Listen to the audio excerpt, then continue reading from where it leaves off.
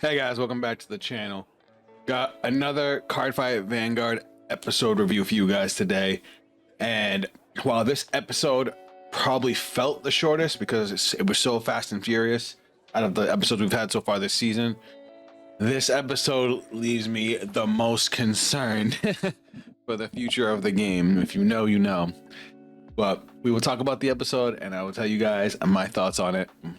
But as always, if you guys enjoy this kind of content, drop a like on the video, subscribe if you're new to the channel. Thank you guys for all your support. Let's jump in and talk about what happened in Season 3, Episode 4 of Cardfight Vanguard Divinez. This episode is called 3 Rising Stars. First off, the 3 Rising Stars are the nickname they gave to Suzune, Senka, and Raika because they came up at the same time and they basically dominated the pro circuit. But we're here to focus on Suzune and Senka because it is their game today.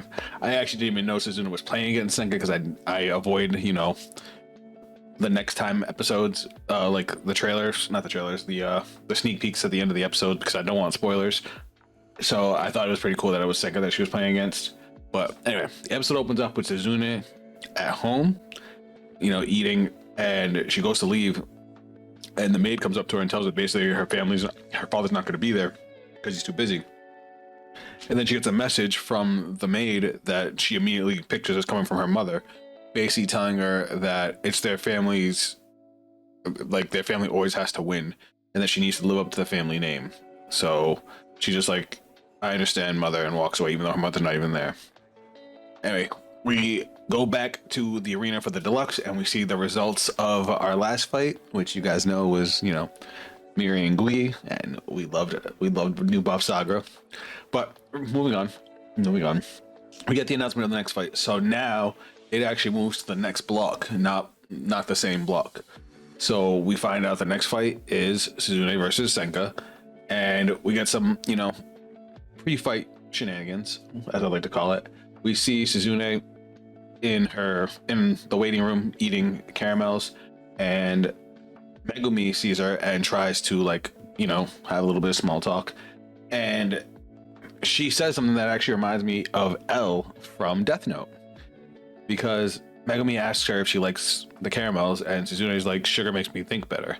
And I remember L actually saying that while he was eating, that's why he always ate a ton of snacks, because it helps with brain function apparently. So I thought that was funny.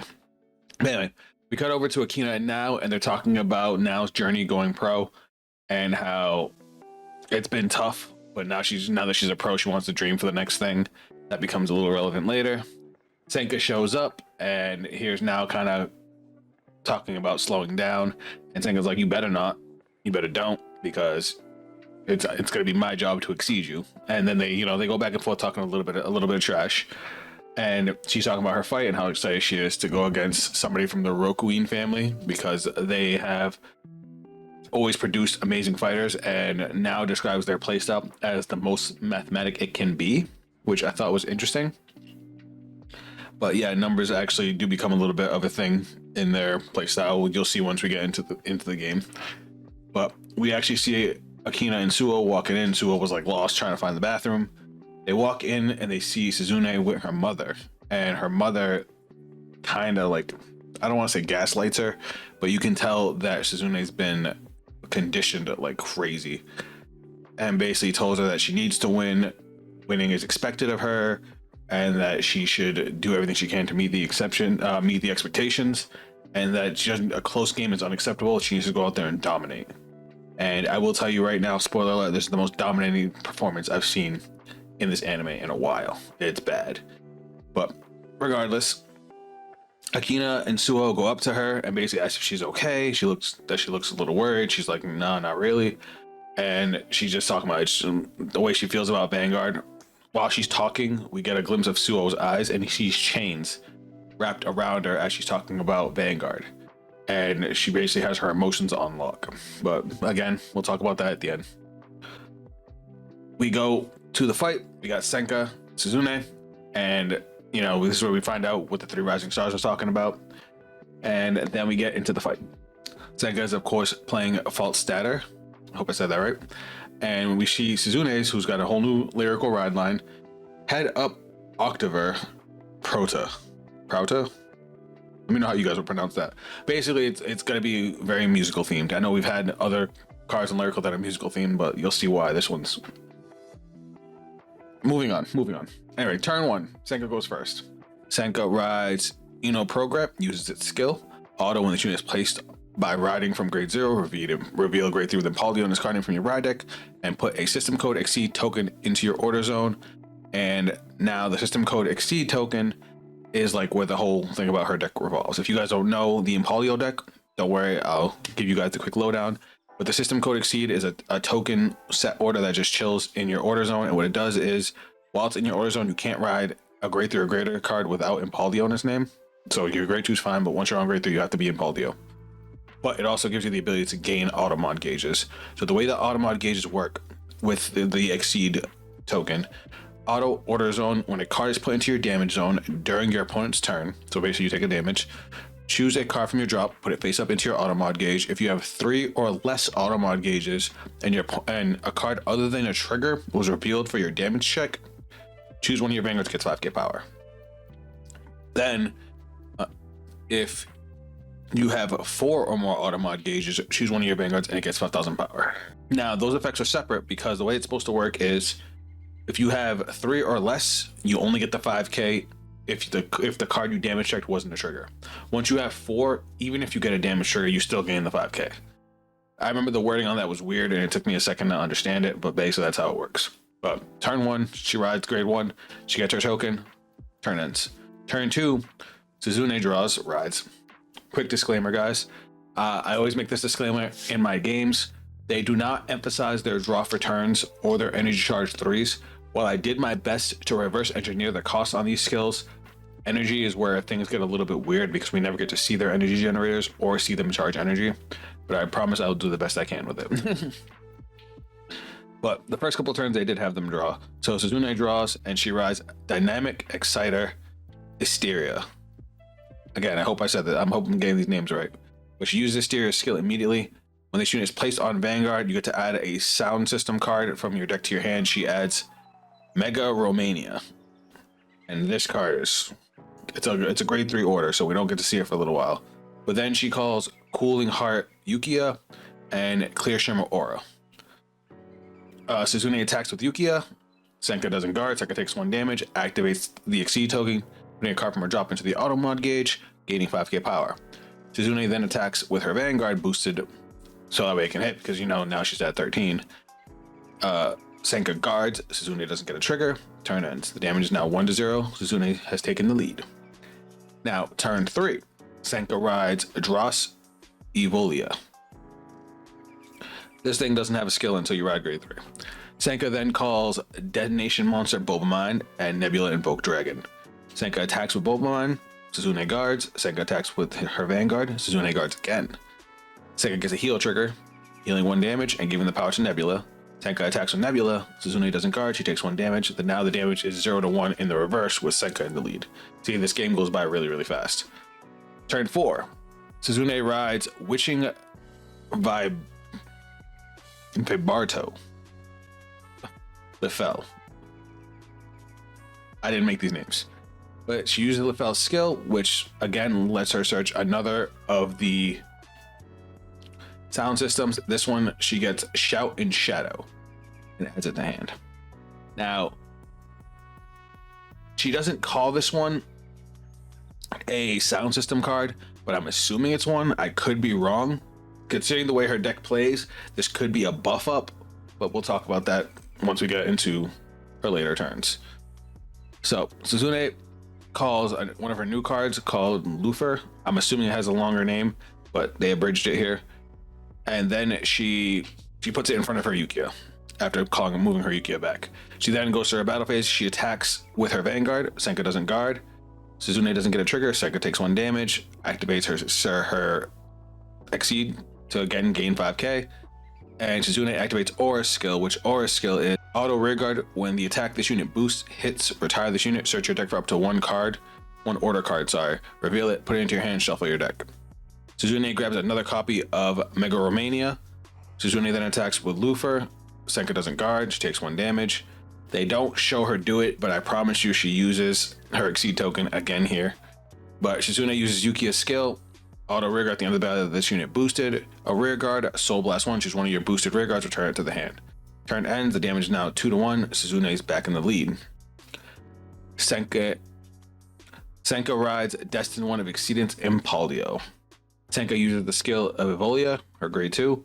Auto, when this unit is rode upon by a grade 3 card with Impaldio on its card name, put the top card of your deck face up into your auto mod gauge, and then choose one of your auto mod gauges, and you may put it into your hand. So this is where I put this screenshot here so you guys can see.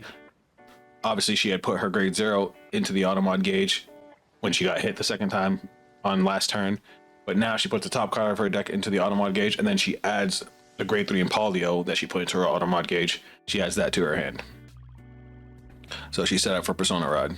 She then uses Impaldio's skill, Act Vanguard once per turn, counter blast 1, choose a card from your drop, put it face up as your auto mod gauge, look at the top 5 cards of your deck, choose up to one grade 3 list card from among them, call it to rear guard, shuffle your deck, and this unit gets continuous Vanguard all of your front row rear guards and get 5k for every 2 of your auto mod gauges until the end of turn. So she has 4 cards on her auto mod gauge, so now her front row gains 10k. Senka calls Radial Aranea off the top, and like I said, her front row gains 10k. Radial Aranea is one of the newer cards for Impaldio. Senka attacks with Impaldio, Shizune doesn't guard, Senka gets no triggers, and Shizune takes 1 damage. Senka attacks with Nebula Invoke Dragon. They don't say that Senka uses Nebula Invoke Dragon skill, but it's implied because of the way Shizune guards. She ends up guarding with way more cards than she would need to if Senka didn't use Nebula's skill, which is when it attacks Soul Blast 1, it gains 5k, and then if you have 5 or more auto mod gauge, it gains 15k instead of 5k. So yeah. She then attacks with Aranea that she has Aranea in the front. She had swapped it after she called it. She attacks with it. Shizune doesn't guard, takes 1 damage, and then she uses Aranea's skill. Auto rear guard at the end of the battle. This unit attacked or boosts. If your card was put into your auto mod gauge at this turn, retire this unit. Choose one of your opponent's rear guards, retire it. She retires the Yukia, and then her turn ends. The damage is now 2-3 with Senka back in the lead. Senka, we get a little bit of back and forth talk between Senka and Shizune. Senka tries to get a rise out of her, basically trying to hype her up, and Shizune just shuts her down. It's like she just doesn't care, and then she just moves right into her next turn. It kind of catches Senka by surprise because Senka's kind of she kind of feeds off the shit talking. Anyway, turn 6. Shizune rides Polyphonic Overdrive Artisaria. I actually really like that name. That name is really pretty. Shizune uses Artisaria's skill. Now, I double checked the cards in her soul. I double checked her counter blast. I'm assuming this is an energy blast cost. When placed on Vanguard, pay the cost. Like I said, I'm assuming this is an energy cost. Set a sound system Megaromania from your drop. I'm assuming this is just set a sound system from your drop. And then we get to see Megaromania's skill. Megaromania's skill. Choose one of your opponent's rear guards and lock it. And my jaw dropped as soon as I saw this.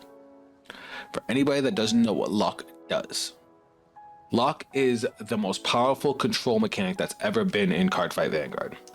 Basically turns one of your rear guards face down and that circle is dead. What do I mean by that? You cannot intercept with the rear guard. You cannot boost with the rear guard. You cannot attack with the rear guard that is locked. You cannot move it to a different rear guard circle. You cannot call over it. That rear guard circle is done. Dunsky, dead. As long as that card is locked, you cannot use that rear guard circle. And I'm going to say it right now, the fact that they brought back lock scares the shit out of me, because that mechanic was so devastating for Cardfight Vanguard. If you didn't play a Vanguard centric deck, you were losing. And it's real lock. It's not like Messiah where you can lock it and then cool it unlocks and binds. No, this is real lock. Let us continue and I will explain. Anyway, she locks Senka's Nebula Invoke Dragon, which sucks because Nebula Invoke Dragon is a huge intercept. Shizune calls Yukia, Lufer, and another card that's new, Racheria. Weird spelling. We'll go to her battle phase. Shizune attacks with Artisaria, and we immediately see one of Artisaria's skills. Counterblast 1, and then for every sound system card in her order zone, she gets to call a Shadow Army token. So Shadow Army tokens are grade 1s, and originally they were part of Brantgate, They were part of the Orphis deck. The Orphis deck would call them out, and this is how they would get multi-attack. These are 15k tokens that can be used to boost or attack. And in the case of this deck, she gets to call one for every sound system card in her order zone. In this first turn, she only gets to call one, but still, you can already tell where this is going to go later. Senka guards her the Vanguard. Suzune gets a critical, and it gives the power critical to Rokaria. Suzune then attacks with Rokaria, boosted by the Shadow Army token. Senka guards and uses the Blitz Order Buster Barrage. Its skill, choose up to 2 grade 2 or greater unit cards with different card names from your drop, call them to rearguard, choose one of your units, and it gets 10,000 power till end of battle. She calls 2 more Guardians, and then she gives Impaldio 10k to be able to block the attack. And then Suzune attacks with Lufer, Senka doesn't guard, and it takes another damage. Suzune uses Yukia's skill, and then after the battle returns Lufer to the hand again, and then we get to see Lufer's skill, which is apparently when it's returned to hand, you can counterblast 1 to draw a card. Right now the damage is 3-3, perfectly even, and now here is why luck is fucking scary. So this would normally be Senka's big turn, but being that Senka is playing a 3-attack deck, this turn hurts to watch, and it just gave me so many flashbacks. But Senka Persona rides, and Senka uses Impaldio's skill again. This time she calls Gather 2. Is it Gather 2 LL or Gather 2 II? Or is it Gather 2 1-1? I don't know. The way it looks on the card, it looks like Gather 2 LL. But she calls that with Impaldio's skill, and now her front row has a continuous 15k because she has so many cards in her auto mod gauge. Senka then calls Skyleap Conversion Vinskatar. I can never pronounce that thing's name. Anyway, and then she calls another copy of Aranea behind it because it can gain boost. Senka then uses Impaldio's Divine skill. For anybody that doesn't remember the Divine skill, act Vanguard if your opponent's Vanguard is grade 3 or greater, and you have 4 or more Automod gauges. Counterblast 1, discard a card from your hand. This unit gets +1 critical and drive +2 until end of turn. So she gets 4 drive checks. Senka then goes to her battle phase. She attacks with Impaldio, and Setsuna guards with a perfect card. Now this is what I was talking about with Lock. Lock goes until the end of your opponent's next turn. So if I locked your cards until the end of your next turn, your unit remains locked. Well, because that unit's locked, she now loses out on an attack because she can't use that column at all. She can't even move the rear guard back to call over it, or I'm sorry, to call to the open rear guard circle if she moves it back, or call over it to make a new one. Once it's locked, that's it, it's done. You can't use that column. So now a 3-attack deck has been reduced to 2 attacks, and the way Suzune deals with it is annoying to me. But like I was saying, attacks with Impaldio, Suzune hits it with a perfect guard. Senka gets 2 criticals on her quadruple drive, giving both effects to the Vinskar. Senka then attacks with the Vinskar, uses its skill, auto rearguard when this unit attacks. If you have 4 more automount gauges and no drive checks were performed for the battle, your rearguard attack this turn. Counterblast 1 until the end of that battle. This unit performs drive checks and gets drive -1. Well, and then at the end of the battle, you bind the unit. Well, Suzune drops a second perfect guard. So she reduced her attacks to 2 and then just perfect guarded both of them, so her turn was basically over. Vinskar gets a critical. Doesn't matter, there's nothing to give it to. Vinskar binds itself after the battle. Senka uses Aranea skill to retire the Rokaria. And then Nebula unlocks as Senka's turn ends. The damage is still 3-3. Senka tells Suzune she's having a blast because she enjoys the challenge, and Suzune's reply, she basically asks Suzune if Suzune's having fun, and Suzune's reply is extremely cold. She says, "Fun has no place in Vanguard. All that exists is winning or losing, and fighters who cannot win have no value." And this kind of triggers Suo. You see Suo in the stands kind of like have a reaction to this. But now we go into turn 8, and this is the final turn of the game. And as you guys have seen through all of me talking about each turn, this game went by super fast. But anyway, Suzune Persona rides another Artisaria and uses its skill again because I'm very certain it's an on place. But she sets another copy of Megalomania and uses its skill to lock Nebula Invoke Dragon. We never get to see her play another order. I'm assuming that these set orders can only be played by Artisaria's skill. That would be one way to balance out Lock, but I'm telling you, Lock is a slippery slope. Very slippery slope. And we did the other order that she added to her hand, the Shout and Shadow. I'm assuming it buffs up the Shadow Army tokens. I'm assuming that one I'm not sure about, but we never get to see her use that order, and she never plays an order from hand, so I'm assuming these orders are locked behind Artisaria's skill. So I guess you would use them based on the situation.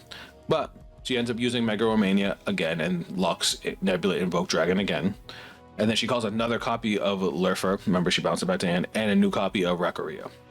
She then proceeds to attack with her rear guards first. She attacks with Rakaria. Senka doesn't guard, she takes 1 damage. She uses her Exceed token, putting another card into her Automod gauges, giving her Vanguard 5k. Tsuzune then attacks with Lurfer. Senka doesn't guard again. And again, she takes 1 damage, uses her Exceed token, gives her Vanguard another 5k. So her Vanguard's at 23 for the rest of the turn. Senka attacks with... Before Senka attacks, we actually end up finding out here from Tsuzune that Artisaria has a continuous skill. If there are at least 2 or more sound system cards in the order zone, she automatically gets a critical. So that's nice. But then Tsuzune goes to attack with Artisaria and uses its skill. Remember, it's a counterblast 1. Call out a Shadow Army token for every sound system in the order zone. She now has 2, so now she gets to call a new front row, so now she gets a 5 attack turn. And again, they just added more to this. Your front row gains 5k for every 2 sound systems in your order zone. So her front row also gains 5k, including her Vanguard. And then we find out Rakaria's skill, which I hope this thing does something else, because if this is all this does, this card is not going to be played in its own deck. But when Rakaria is retired, it lets you give 5k to a unit, or she gives it to Artisaria, so it might just be to Artisaria. Regardless, I don't think this skill is good at all, but that's for another conversation. But she gets 5k to the Artisaria. Senka ends up guarding with shields. Tsuzune gets a critical on her twin drive, giving the effects to her Shadow Army token. And then she goes to attack with her Shadow Army token. And I'm going to show you guys a clip of this, because this was the coolest attack that you could do with a Shadow Army token, because the Shadow Army tokens that are coming with this deck are butterflies, and she just murders Empoleon with butterflies, and it was just cool as shit. But Senka doesn't guard, she takes the 1 damage, and the game is over. The damage is 6-3. Tsuzune wins. And I wasn't joking when I said that Tsuzune dominated. She absolutely smoked Senka in this game. That turn 4, where she double perfect guarded on Senka's divine skill turn after locking down her rear guard, gross. But Senka's talking about how much fun she had and how great that game was. Suzune's kind of taken back. She's like, you're happy that you lost? And Senka's like, yeah, I'm happy I lost. I have a new reason to live. She basically has a new rival that she wants to exceed. So it gives her a reason to keep fighting to get better. Hearing this, we go over to Akina, and Akina's kind of having his inner monologue, and he's thinking about now and how Nao's thinking about her next dream. Senka's talking about getting better, and he goes back to his monologue, and the whole point of this season for him is, why is he playing Vanguard? Is it for fun? Is it because he likes to compete? He wants to find his reason to play Vanguard in this tournament. And next to him, we see Suo, who is looking at Tsuzune and seeing the image he saw earlier of chains around her, and he's basically saying that she is feeling empty too. So my guess is he's going to be the one to beat her and help her break her chains, and she's probably gonna be like crushing on him. But now we get the cliffhanger of cliffhangers. This cliffhanger. Senka's leaving the stadium. She gets stopped by our boy Kuon. Anybody that doesn't know, as much as I love Bus Saga, I am also a Levi-Joss player. And Kuon shows up. He's just like, yeah, I just came to show you my support. And the truth is, I'm way too excited, because he's getting to fight somebody he's always wanted to fight. And then we get the announcement that the next fight is Akina versus Kuon, the Fated King versus the Destined King. I mean, I'm assuming that Akina's gonna win. It would make sense. He's the protagonist, but he could lose and come back in the round robin. So we might see Kuon do some things. Regardless, this is gonna be a fucking fight next week. But lastly, before we end up ending this episode, Locke coming back to Vanguard. They did a good job balancing it with Messiah, but I am so scared to see what they're gonna do with Artisaria. If they make it so you can only lock 1 rear guard a turn, fine. We have ways around that. A lot of decks get multiple rear guard attacks, so you can still get your 3 attacks. A lot of decks, some of the best decks have straight Vanguard attacks. but if you start being able to lock down whole boards or triangle lock, so all you can do is swing at your Vanguard, that is going to be an extremely slippery slope. And depending on what the rest of the cards in this deck that we didn't see do, I might just come out and be meta because of the fact that it's the only deck in the game that can actually use lock, like real lock. So we will see how Bushy balances out this card, because I'm nervous. Anyway, guys, let me know your thoughts of the episode down below. Let me know your thoughts on Artisaria's skill and lock in general. I would love to hear it. Love to start some discussion. We'll definitely be trying this out on next week's stream and probably talking more about it and playing some Deer Days. So if you guys want to be here for that, we're actually moving our next week's Vanguard stream to Wednesday. It'll be Wednesday, 2:30 p.m. Eastern Standard Time. So if you guys want to be here for that, you guys will know. If you guys want to check me out on social media, those links will be down below. That is it for me. And I'll catch you guys on the next video. Later.